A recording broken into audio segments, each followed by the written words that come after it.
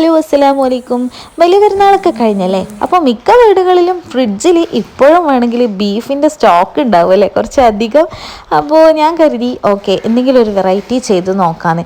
ഇക്കാക്കാൻ്റെ food മെനുവിലെ ഒരു favourite ഐറ്റമാണ് ഈ ബീഫ് ഡ്രൈ ഫ്രൈ എന്ന് പറയുന്നത്. അപ്പോൾ ഞാൻ കരുതി ഓക്കെ എന്നാൽ നമുക്കതൊന്ന് ചെയ്ത് നോക്കിയാലോ.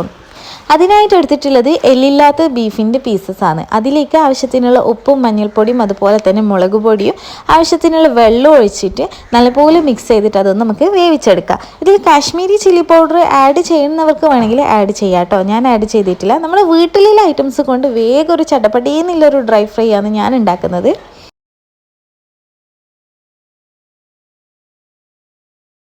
അങ്ങനെ നമ്മൾ വേവിച്ച ബീഫിനെ നമുക്കിതുപോലെ ചെറിയ ചെറിയ പീസസ് ആക്കിയിട്ടെടുക്കാം. ഇനി അതിലേക്ക് കുറച്ച് ജിഞ്ചർ ഗാർലിക് പേസ്റ്റും അതുപോലെ തന്നെ കുരുമുളക് പൊടിയും കുറച്ച് കോൺഫ്ലവർ പൊടിയും കുറച്ച് കളറിന് വേണ്ടിയിട്ട് ഞാൻ ഫുഡ് കളറാണ് കേട്ടോ ഇവിടെ ചേർക്കുന്നത്. അത് ഓപ്ഷണലാണ്. അപ്പോൾ അതും കൂടി ചേർത്തിട്ട് നല്ലപോലെ നമുക്കിതൊന്ന് മിക്സ് ചെയ്തെടുക്കാം.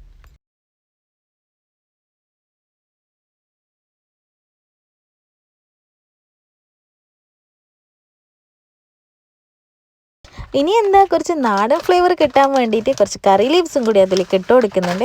അതൊക്കെ കൂടി മിക്സ് ചെയ്തിട്ട് നമുക്ക് നമ്മുടെ ബീഫിനൊന്ന് ഫ്രൈ ചെയ്തെടുക്കാം.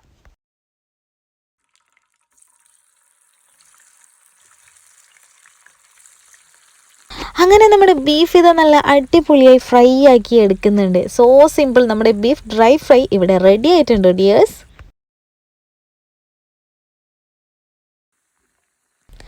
ആഹാ, കാണാൻ തന്നെ എന്തൊരു മൊഞ്ചാന്നല്ലോ. ആ കറിവേപ്പിലയും അതുപോലെ തന്നെ ബീഫൊക്കെ ഫ്രൈ ചെയ്ത് വന്നത് കാണാൻ.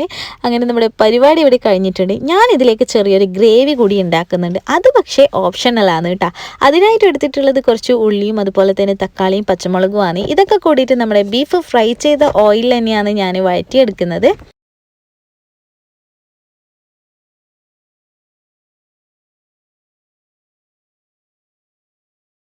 ഈ ഉള്ളി തക്കാളി വേവിക്കുമ്പോൾ ഞാൻ അതിലേക്ക് ഉപ്പിട്ട് കൊടുക്കുന്നില്ല. കാരണം നമ്മൾ ഓൾറെഡി ബീഫിൽ ഉപ്പിട്ടിട്ടാണല്ലോ വേവിച്ചിട്ടുള്ളത്.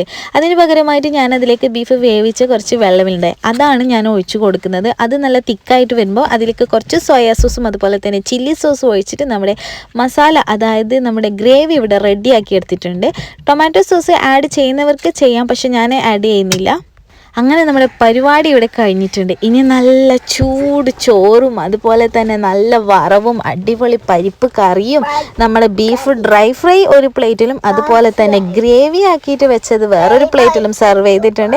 നല്ല അടിപൊളി മാങ്ങച്ചാറും കൂടി കൂട്ടിയിട്ട് ഒരു ലഞ്ച്. ആഹാ, അടിപൊളിയാണ്. അപ്പോൾ മസ്റ്റായിട്ട് എല്ലാവരും ഒന്ന് ട്രൈ ചെയ്ത് നോക്കിക്കോട്ടെ. എത്ര എളുപ്പത്തിൽ നമ്മൾ സംഭവം ഇവിടെ റെഡി ആയിട്ടുണ്ട്. അപ്പോൾ വീഡിയോ കണ്ട് ഇഷ്ടമെങ്കിൽ ചാനൽ ഒന്ന് സബ്സ്ക്രൈബ് ചെയ്ത് വീഡിയോ ലൈക്ക് ചെയ്ത് ഷെയർ ചെയ്ത് സപ്പോർട്ട് ചെയ്യണേ. Thank you.